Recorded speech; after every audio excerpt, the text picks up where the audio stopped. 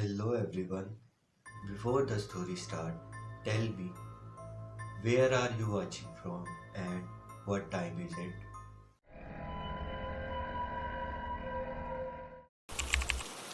I had walked this street for 7 years. 7 years of morning commutes and evening returns, of grocery bags cutting into my palms, of late-night walks home when the city felt like it belonged only to me and the rats skittering between trash bins. I knew every crack in the sidewalk, every stoop where the homeless men slept, every awning that dripped for 3 days after a rain. I knew the Thai restaurant on the corner, the storefront church with its hand-painted sign, the laundromat with the perpetually broken dryer. I knew the spaces between the buildings too. There were 3 of them on my block. An alley behind the Thai place that led to the dumpsters. A narrow passage beside the laundromat that dead-ended after 20 feet. And a gap between 2 old tenement buildings that had been bricked over sometime in the 70s, the bricks painted over so many times they looked like a solid wall from the street. That's what I told myself, anyway. That's what I had always told myself. The gap was bricked over. There was nothing there but a wall painted the color of weak coffee, and I had walked past it thousands of times without a second glance. Until yesterday. Yesterday, I came home from work at the usual hour, 6:15, the sky already dark, the streetlights humming their familiar orange hum. I was tired. The kind of tired that settles into your bones and makes the walk from the subway feel twice as long as it should. I turned onto my block, head down, counting the steps until my building. 10 more doors. 9. 8. I looked up at the 7th door, and I saw her. She was standing between 2 buildings. Not the alley, not the dead-end passage. The bricked-over gap. The one that had been a wall for as long as I had lived here. She was standing in front of it, her back to me, her head tilted slightly as if she were listening to something. She was young, or seemed young, wearing a long coat the color of the night sky, her hair dark and straight, falling past her shoulders. I stopped. My first thought was that she was trying to get into the building, that she had mistaken the bricked-over entrance for a door. But she wasn't touching the wall. She was just standing there, a foot away, her hands at her sides, her posture still and patient. I almost called out to her. Almost said something about the entrance being sealed, about how she needed to go around to the front. But something stopped me. Something about the way she stood, the way the light from the street lamp seemed to bend around her, the way the space between the buildings looked different than it should have. I stepped closer. Not toward her, toward the gap. And I saw it. There was no wall. The bricks were gone. The mortar was gone. The painted surface that had been there for 7 years, that had been there for decades before me, was gone. There was a gap between the buildings. A narrow opening, maybe 3 feet wide, leading into darkness. And she was standing at the entrance, looking in. I must have made a sound, a footstep, a breath, because she turned. Her face was pale, younger than I had thought, maybe 20, maybe 25. Her eyes were dark, wide, and they held an expression I couldn't read. Not fear. Not surprise. Something else. Recognition, maybe. Or expectation. It wasn't here yesterday, I said. My voice came out rougher than I intended, almost accusatory. She looked at me for a long moment. Then she looked back at the gap. No, she said. It wasn't. I waited for her to say more. She didn't. She just stood there, looking into the darkness between the buildings, and I stood behind her, looking at the impossibility of what I was seeing. I've lived here 7 years, I said. That was a wall. Bricks. Painted over. I've walked past it every day. She nodded slowly. It was. For a long time. Longer than you know. Then how, I don't know. She cut me off, but gently, without anger. I don't know why it opened. I don't know why now. I just know that yesterday, it wasn't here. And today, it is.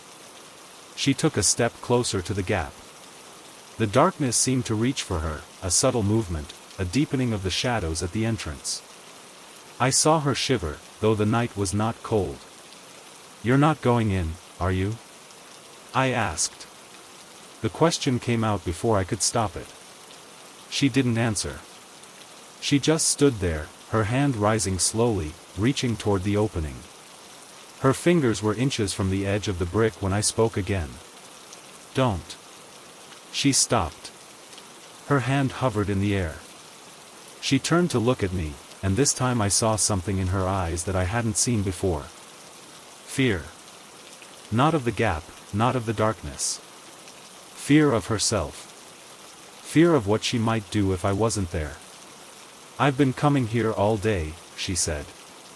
"I found it this morning. On my way to work. I almost walked past it. Like you did. Like everyone does. But I saw it. I saw it open." She lowered her hand slowly. "I've been standing here ever since. Trying to decide." "Decide what?" She looked at the gap. "Whether to go in. Whether to see what's been waiting behind that wall. Whether to find out why it opened now, after all these years." We stood there in silence, the two of us, at the entrance to a space that shouldn't exist. I could feel something coming from the gap. Not heat, not cold. Something else. A pressure. A presence. The feeling of being watched by something that had been waiting a very long time for someone to notice. "How do you know something is waiting?" I asked. She smiled, a small, sad smile. "Because I can feel it." "Can't you?" I could. I had felt it from the moment I looked up and saw her standing there. A weight in the air, a gravity pulling at something deep in my chest. The gap was open, and something in it had turned toward the light, toward the street, toward us. "You should go home," I said. "Come back tomorrow. See if it's still here." She shook her head. "I can't. If I go home, I'll spend all night thinking about it. I'll dream about it. I'll wake up at 3 in the morning and come back and stand here in the dark, and I'll go in then, when there's no one here to stop me." She looked at me, and her eyes were older now, older than her face, older than the city. "Better to do it now. With someone here. With someone who can see it too." I understood, suddenly, why she was still standing there. Why she hadn't gone in hours ago, when she first found it. She was waiting for someone to see. Someone to witness. Someone to make it real. "What if you go in and don't come back?" I said. She considered the question seriously. "Then you'll know. You'll know that it was real. That the wall opened. That something was waiting. And you'll tell someone. Or you won't. But you'll know." She turned back to the gap. The darkness had deepened, if that was possible, the edges of the opening somehow sharper, more defined. I wanted to grab her arm, pull her away, drag her down the street to the safety of the bodega lights and the passing cars. But my feet wouldn't move. Some part of me, the part that had felt the gravity from the gap, the part that had recognized something in her eyes, wanted to see what happened. Needed to see. She took a breath. I saw her shoulders rise and fall. Then she stepped forward. She didn't disappear. She didn't get swallowed by darkness. She just stepped into the gap, her body moving between the walls, her coat brushing against the old brick. She was there, and then she was further in, her shape still visible, her pale face turned toward me. "It's just an alley," she said, and her voice was strange, echoing, as if she were speaking from a great distance. "It's just a space between buildings. There's nothing here." But even as she said it, I saw something change. The shadows around her shifted, deepened, took on a texture that wasn't shadow. They moved toward her, slowly, the way water moves around a stone, the way something patient and old moves towards something it has been waiting for. "Come back," I said. My voice was barely a whisper. She looked at me, and for a moment, she was just a woman standing in a narrow space, her face lit by the distant streetlights, her eyes wide and uncertain. She reached toward me, her hand emerging from the gap, her fingers stretching toward the light. "I can't," she said. And I couldn't tell if she meant she couldn't come back, or she couldn't leave, or she couldn't stop herself from going further. Her fingers brushed mine. They were cold.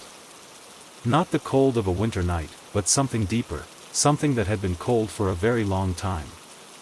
I grabbed her hand, pulled, tried to drag her out of the gap. She didn't move. Her hand was in mine, her fingers wrapped around my palm, but she was rooted. The shadows had her. They were wrapped around her legs, her waist, her arms. She was still looking at me, still reaching, but she was being pulled back, slowly, steadily, into the darkness between the buildings. "Let go," she said. "Let me go." I held on. I pulled harder. My feet slipped on the pavement, my shoulder aching with the strain. But she didn't move. She was being taken, and I couldn't stop it. "Please," she said, and her voice was calm, almost peaceful. "Let me go. It's been waiting so long." I let go. I don't know why. Maybe because my arms gave out. Maybe because her fingers went slack in mine. Maybe because some part of me knew that she was right. Something had been waiting, behind that wall, for longer than either of us could imagine. And it had chosen her. She smiled. That small, sad smile. And then the shadows closed over her, and she was gone. I stood there for a long time, staring at the gap. At the darkness that was just darkness now, without weight or presence. At the walls on either side, the old brick, the crumbling mortar. At the space where a woman had stood, had reached for me, had been taken. This morning, I went back. The gap was bricked over. The same painted surface that had been there for 7 years. The same wall I had walked past 1,000 times. I pressed my hand to it. The bricks were cold. Solid. Real. There was no opening.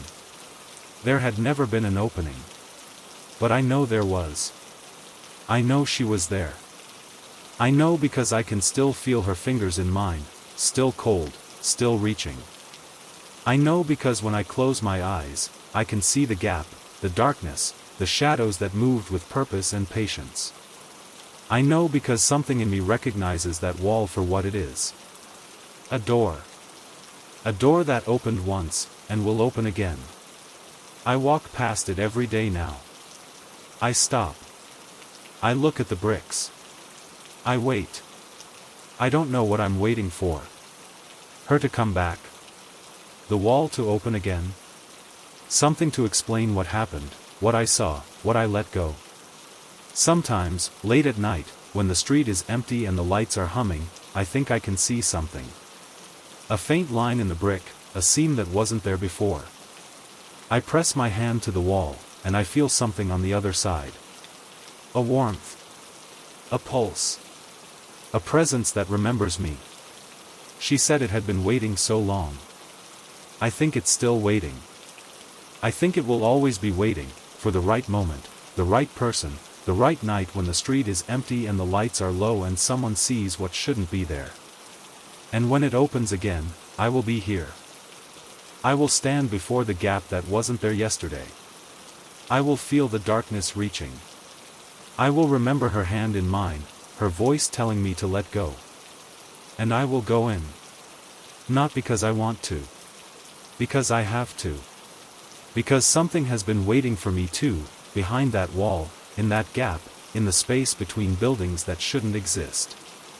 I will go in, and I will find her. Or I will become her. Or I will disappear into the darkness that has been patient for so long, and someone else will stand on the sidewalk and watch, and wonder, and press their hand to the brick, and wait for the wall to open again. It's only a matter of time. The gap is there. It's always been there. We just haven't been ready to see it. I came home late, as I always did. The street was empty, the way it always was at this hour. I turned onto my block and saw the wall at the end, the old brick wall that had been there for as long as anyone could remember. Except tonight, it was moving. I stopped walking. The bricks were peeling back from the center, curling like the pages of a book left too long in the sun. Rusted iron threads that had been embedded in the mortar for decades were pulling free, dangling like broken strings. Behind the bricks, there was no concrete, no framework, no empty lot. Just darkness. A darkness that seemed to breathe. I should have run. Every part of me knew I should run. But my feet wouldn't move.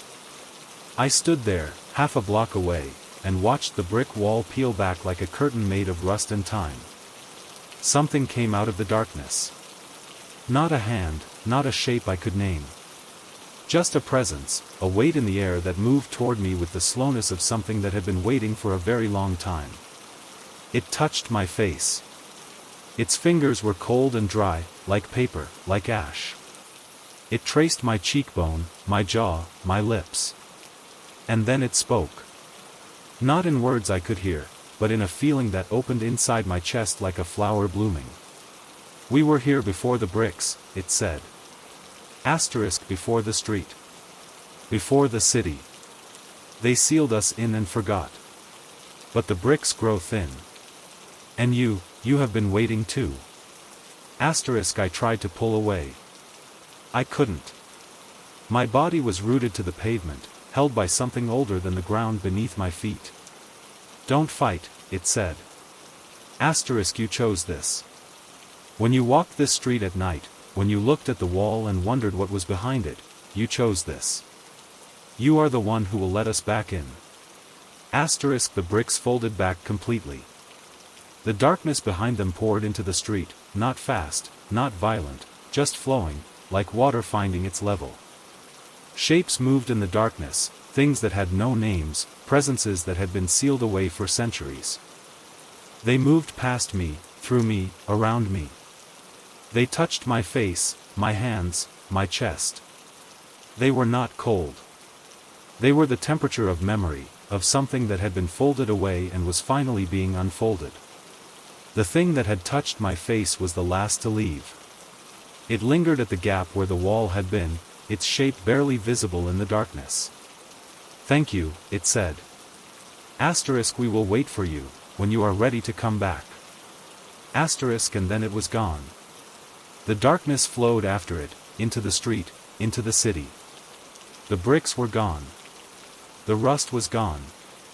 There was only the open space, the darkness that was not empty, and me, standing at the edge of something that had been sealed for centuries. I walked home. I climbed the stairs.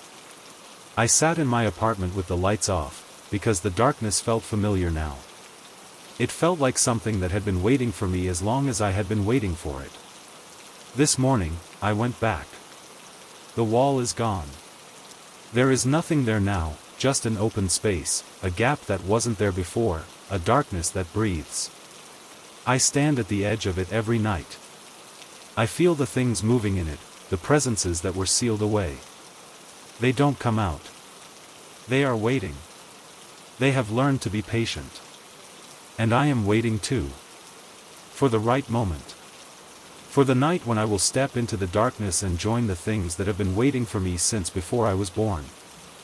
The brick wall peeled back like a curtain made of rust and time. And behind it, I found what I had been looking for without knowing I was looking. I will go, eventually. When I am ready. When the waiting becomes unbearable. I will step into the darkness, and the wall will close behind me, and the city will forget that there was ever a door at the end of this street. But I will remember. I will remember the brick that peeled, the rust that flowed, the touch on my face, the voice that unfolded inside me. The wall is gone now. There is only the open space, the darkness, and me, standing at the edge, waiting for the right moment to step through. I found the gap on a Tuesday. Or maybe the gap found me. It was tucked between an old laundromat and a boarded-up bakery, a narrow slice of darkness that I had walked past 100 times without seeing. But on that Tuesday, something made me stop. A feeling, maybe. A pull. The way you sometimes feel eyes on you in an empty room. I stood at the entrance and looked in. It was just an alley, the kind that exists in every city, in every neighborhood that has been forgotten long enough to grow cracks. The walls were brick, stained dark with decades of damp. The ground was asphalt, cracked and uneven, disappearing into shadow about 30 feet in. Nothing moved. Nothing breathed. But something waited. I could feel it. I didn't go in. I was tired, it was late, and the city had taught me to be cautious about dark spaces that called to you for no reason. I told myself I would come back tomorrow, in the daylight, when the shadows were thinner and the world made sense. I turned and walked home. The next day, I came back. The gap was there, between the laundromat and the bakery, exactly where I had left it. I stood at the entrance again, and again, I hesitated. The daylight made it look ordinary. Just an alley. Just a space between buildings that no one had bothered to close off. I could see the dumpster at the far end, the fire escape ladder hanging loose, the graffiti on the walls. Nothing special. Nothing that should have pulled at me the way it did. But something was different. The entrance was narrower. Not by much, just a few inches, but I noticed. The gap between the buildings had been wide enough for two people to walk side by side. Now it was a single person's width. I stared at it for a long time, trying to remember if I had imagined the original measurement, if the light had played tricks on me, if the shadows had made it seem wider than it was. I couldn't be sure. So I told myself the same thing I had told myself the night before. Tomorrow. I would come back tomorrow. I came back for a week. Every day, I stood at the entrance to the alley, and every day, I hesitated. And every day, the opening was narrower. By the 5th day, I had to turn sideways to see into it. By the 7th, I could barely fit my shoulders through. The gap was closing. Not quickly, not violently. Slowly. Patiently. As if it had all the time in the world. As if it was waiting for me to make a decision. I started to understand, on that 7th day, that the opening was not shrinking on its own. It was responding to me.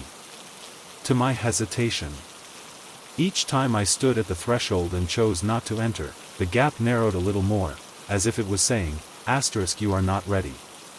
I will wait. I will always wait. But I will not stay open forever. *, on the 8th day, I almost went in. I stood at the entrance, my body turned sideways, my hand pressed against the cold brick of the laundromat wall. The opening was so narrow now that I could see only a sliver of the alley beyond, a thin line of shadow that seemed to go on much farther than it should have. I took a breath. I took a step. And then I stopped. Something held me back. Not fear, exactly. Something deeper. A recognition that once I stepped through that opening, would not be able to step back. That the gap would close behind me, and I would become part of whatever was waiting in the darkness. I was not ready for that. I was not ready to leave the world of streetlights and sidewalks and ordinary things. So I turned away again. The next morning, the gap was gone. I stood between the laundromat and the boarded-up bakery and pressed my hand against the wall. There was no opening. Just brick, old and damp, the mortar crumbling, the surface covered in faded graffiti that had been there for years. The gap had closed completely. I had hesitated too long. I should have been relieved. The decision was made for me. I could go back to my life, my routines, my ordinary days. I could forget about the alley that called to me, the darkness that waited, the patient narrowing of the threshold that had given me so many chances and finally run out of patience. I could go home and never think about it again. But I couldn't. Because the gap was gone, but the feeling wasn't. The pull was still there. Stronger now, if anything. I stood in front of that solid wall, and I felt something on the other side. Something that had been waiting for me. Something that had watched me hesitate, day after day, and had slowly, patiently, closed the door because it knew I wasn't ready. And now it was waiting for me to be ready. Waiting for me to come back and knock. I started going back every night. I would stand in front of the wall that had been an entrance, and I would press my palm against the bricks. They were cold. Always cold.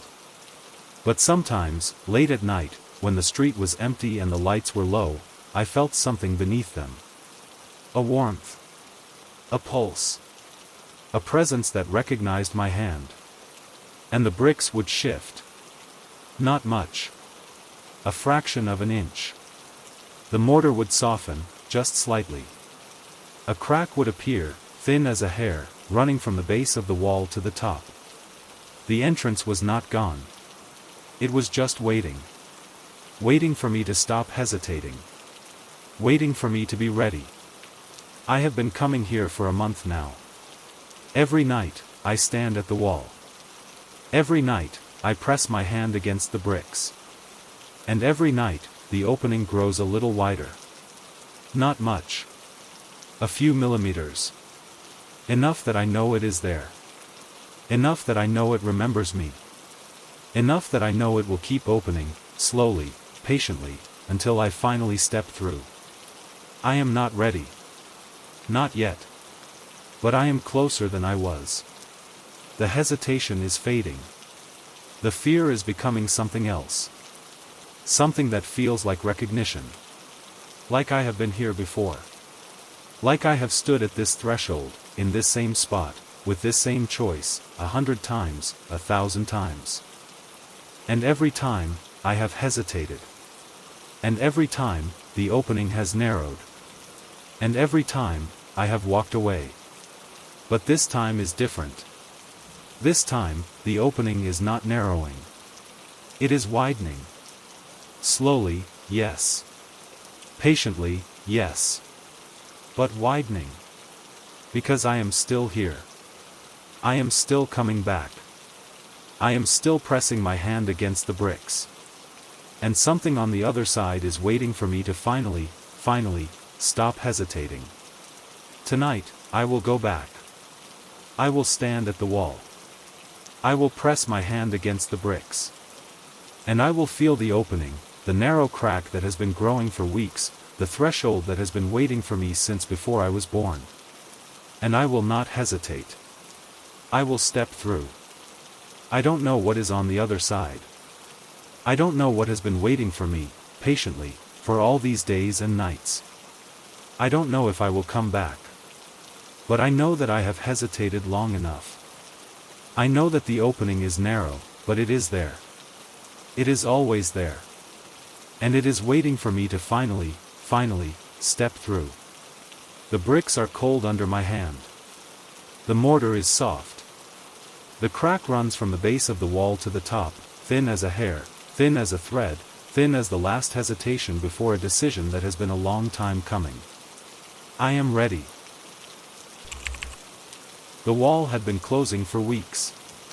Every day I came back, and every day the opening was narrower, as if the alley was losing patience with my hesitation.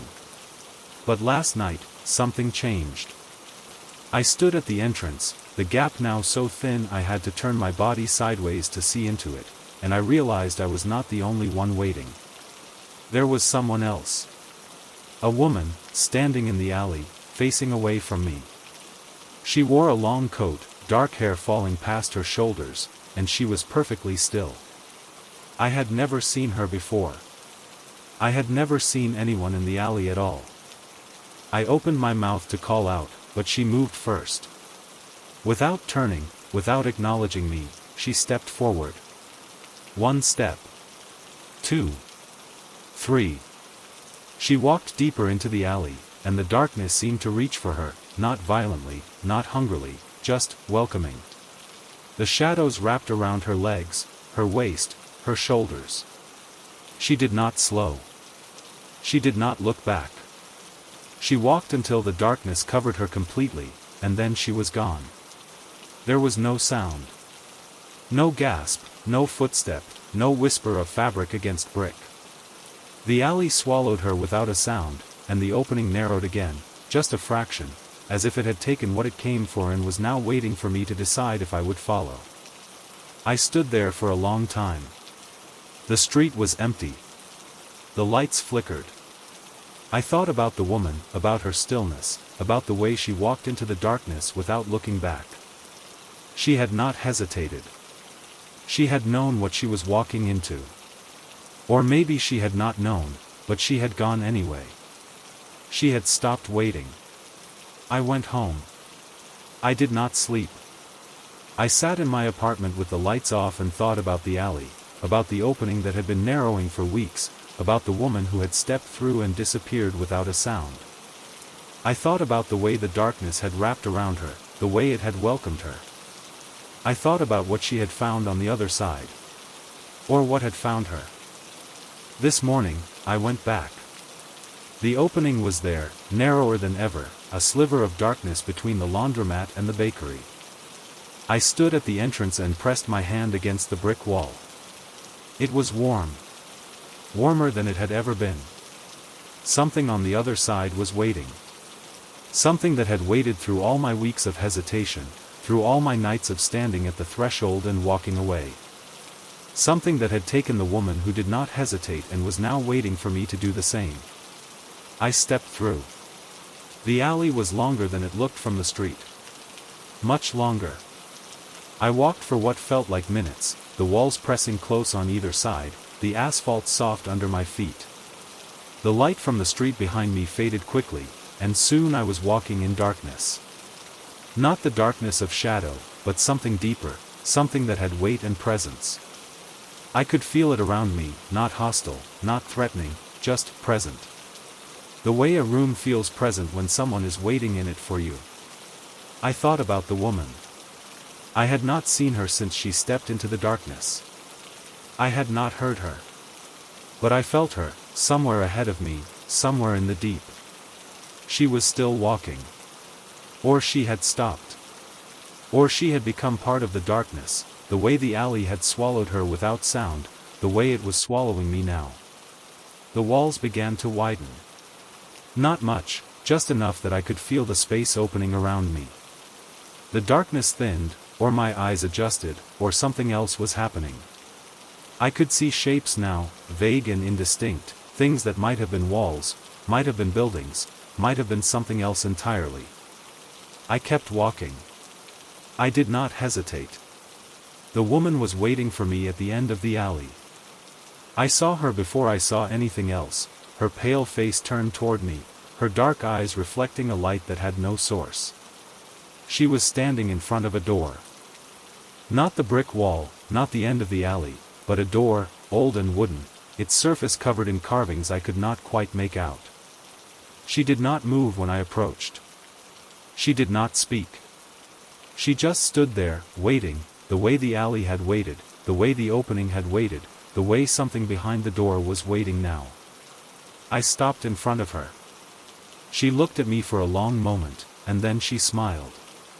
Not a happy smile, not a sad smile. A smile of recognition, of understanding, of something that had been a long time coming. "You came," she said. Her voice was soft, barely a whisper, but it filled the space around us, echoed off walls I could not see. "You came first," I said. She nodded. "I have been waiting for a long time. Longer than you know. I stood at the entrance, the way you stood. I hesitated, the way you hesitated. And then one night, I stopped hesitating. I stepped through. And I found this." She gestured at the door. "The alley brought me here. It has been waiting to bring someone here for a very long time. Someone who sees. Someone who hesitates, but steps through anyway." I looked at the door.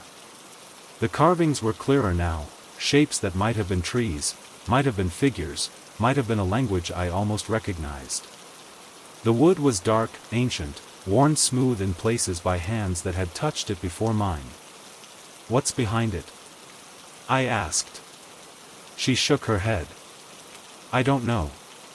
I have been standing here for weeks, waiting for you. The alley brought me here, and it would not let me go further. Not alone. It needed someone to come with me. Someone who saw the opening. Someone who hesitated. Someone who stepped through anyway." She held out her hand. Her fingers were pale, cool when I took them. She turned to the door, and I turned with her. The carving seemed to shift in the dim light, the shapes moving, rearranging themselves into new patterns, new meanings. "Are you ready?" she asked. I thought about the weeks I had stood at the entrance, the days I had pressed my hand against the brick, the nights I had felt something waiting for me on the other side. I thought about the hesitation, the fear, the slow realization that I would never be ready, that I would always hesitate, that the only way to stop hesitating was to step through. I nodded. She turned the handle. The door opened without sound. The darkness behind it was not empty. It was full of light, or something that was not light but felt like it, a warmth that spread through my chest, a recognition that settled into my bones. I saw shapes moving in the glow, figures that were not figures, presences that had been waiting for this door to open for longer than I could imagine. They turned toward us, toward the light, toward the opening. The woman stepped through first. She did not hesitate. She walked into the glow, and the shapes moved toward her, welcoming her, surrounding her. She turned back to look at me, her face bright with something I had not seen before. Peace. Or maybe it was belonging. I stepped through after her. The door closed behind me without sound. The alley was gone. The opening was gone. The weeks of waiting, of hesitating, of standing at the threshold and walking away, they were gone too. There was only the light, the warmth, the shapes that moved around me like they had known me my whole life. I do not know what is on the other side of that door. I do not know if I will ever go back to the street, the city, the life I left behind. But I know that the alley is not a place. It is a door. And the opening is not a gap between buildings. It is a threshold. And the hesitation is not a weakness. It is the time it takes to be ready. She stepped through, and the alley swallowed her without sound. And then I stepped through, and the alley swallowed me too. And somewhere, in the space between buildings, in the gap that no one sees, the opening is still there. It is always there. It is waiting for the next person who hesitates, who sees, who finally steps through. I found the window on the third floor of a building that had been abandoned for 40 years. I was not supposed to be there. The doors were chained, the windows boarded, the entrance marked with signs that promised fines and prosecution. But I had been walking past that building for months, feeling something pull at me from behind the boards, something that made me stop on the sidewalk and stare at the dark windows and wonder what was inside.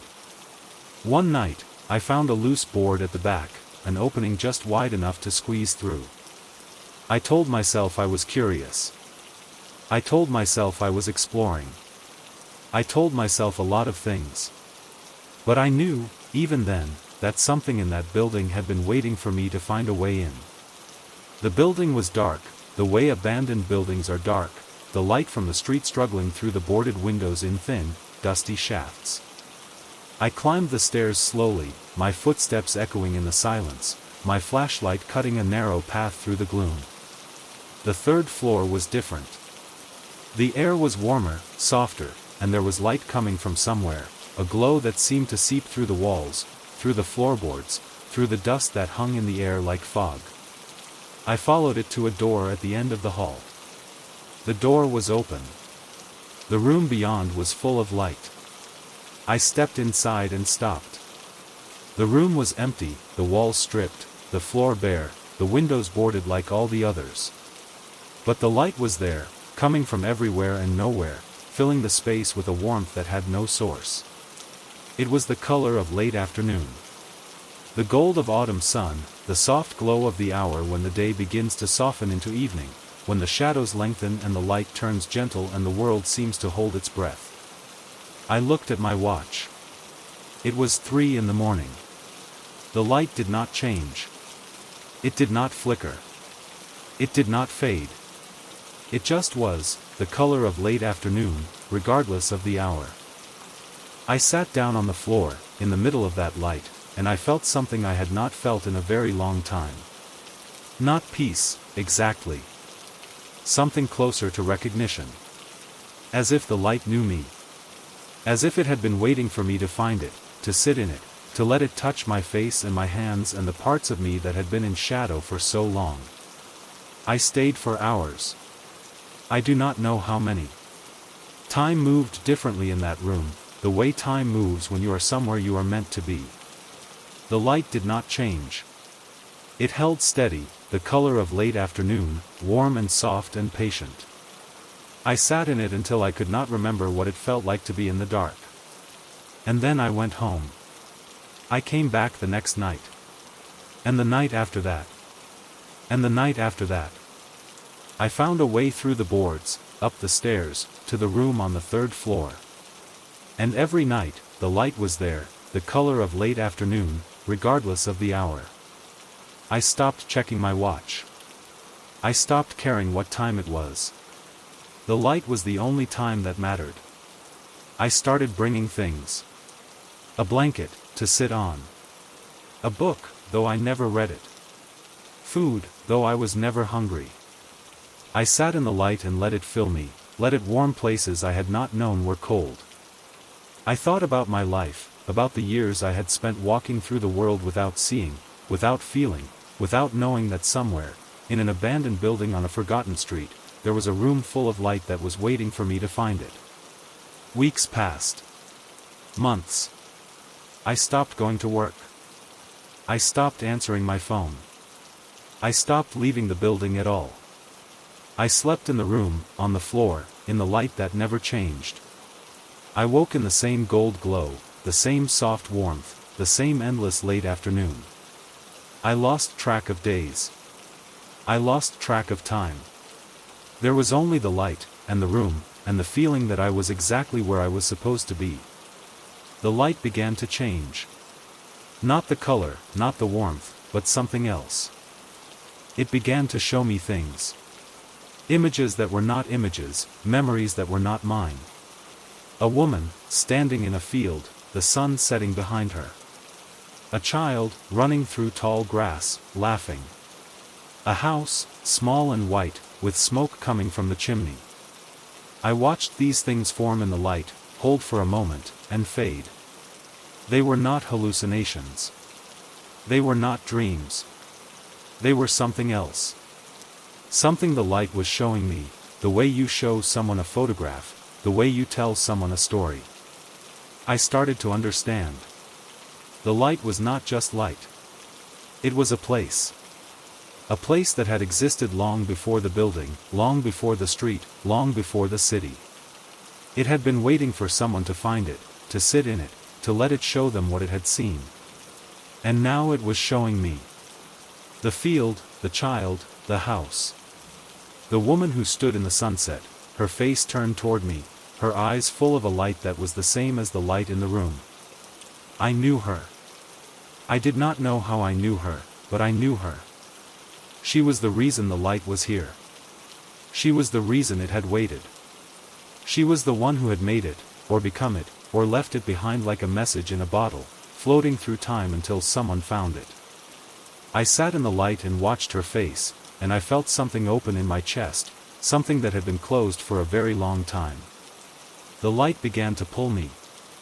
Not physically, not the way gravity pulls, but something deeper. It wanted me to go further.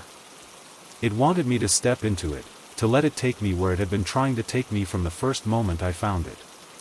I was afraid. I had been afraid my whole life, of doors that opened, of thresholds that crossed, of the moment when hesitation ends and something else begins. But the light was patient.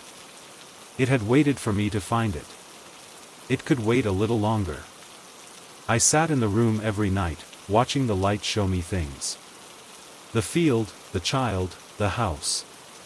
The woman with the sunset in her eyes. I learned her name, though I do not know how. I learned her life, though I was not there to see it. I learned that she had been waiting for me, too. That she had left this light behind like a key, like a door, like a way for someone to find her across the years. She had known that someday, someone would come. Someone who needed the light the way she had needed it. Someone who would sit in it and let it show them what it had shown her. Someone who would finally stop hesitating. Last night, I stopped hesitating. I stood up in the middle of the room, in the light that was the color of late afternoon regardless of the hour, and I let it pull me. It did not pull hard. It did not pull fast. It pulled the way the tide pulls, the way the earth turns, the way something that has been waiting a very long time finally reaches out to take what it has been waiting for. The light folded around me. It was warm, warmer than it had ever been, and it was full of the field, the child, the house. The woman was there, her face close to mine, her eyes the same gold as the light. She smiled. She held out her hand. And I took it. I do not know how long I was in the light. Time does not move the same way there.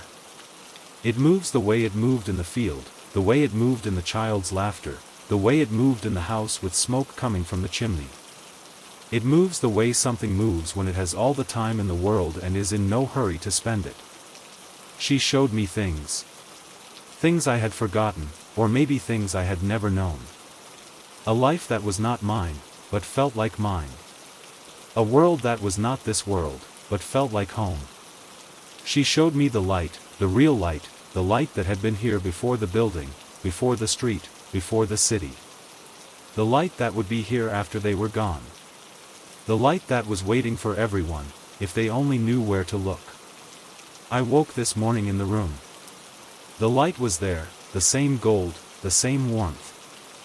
But something was different. I was different. The light was in me now, the way it had been in her, the way it had been waiting to be in someone for all these years. I looked at my hands. They were the same hands I had always had, but they were full of light. I looked at the room. It was the same room, but it was full of something else. A presence. A patience. A waiting that was almost over. I stood up. I walked to the door.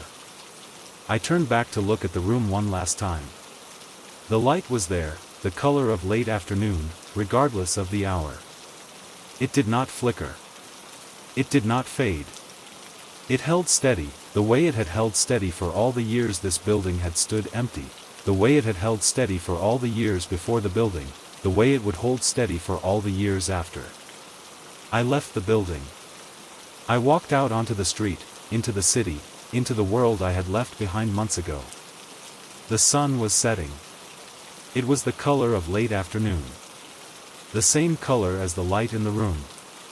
I stood on the sidewalk and watched it set, and I felt the light in me pulse, once, twice, a heartbeat that was not mine. She is still in the room. Or she is not.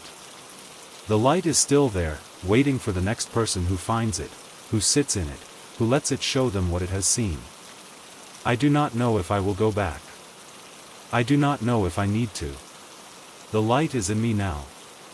It is in my hands, in my chest, in the parts of me that were in shadow for so long.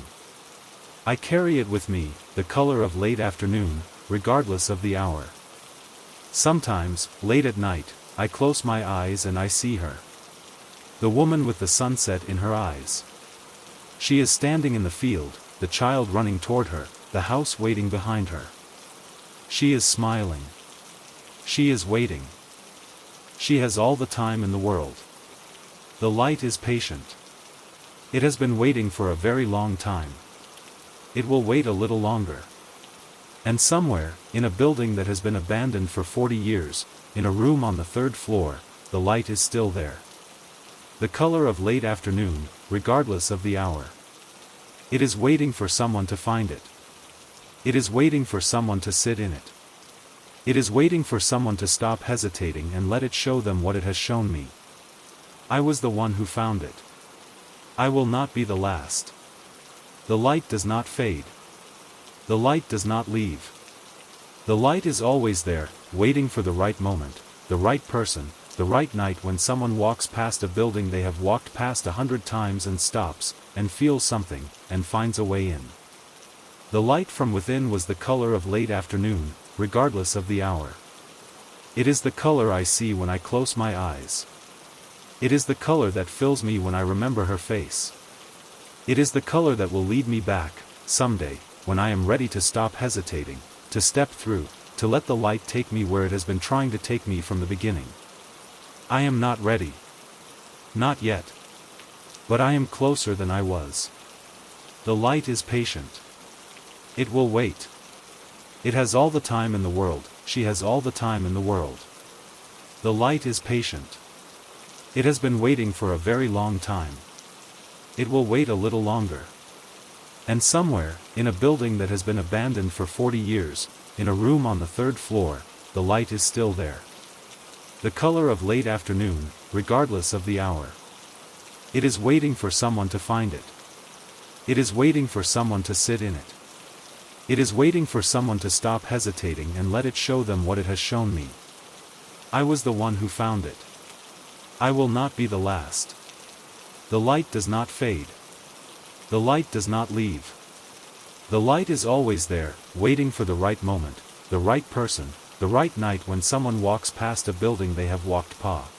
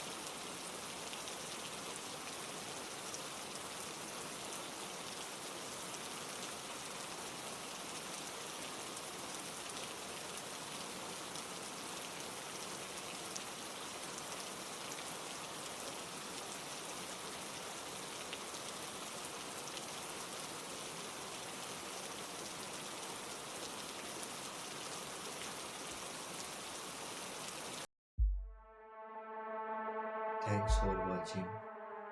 See you in the next video.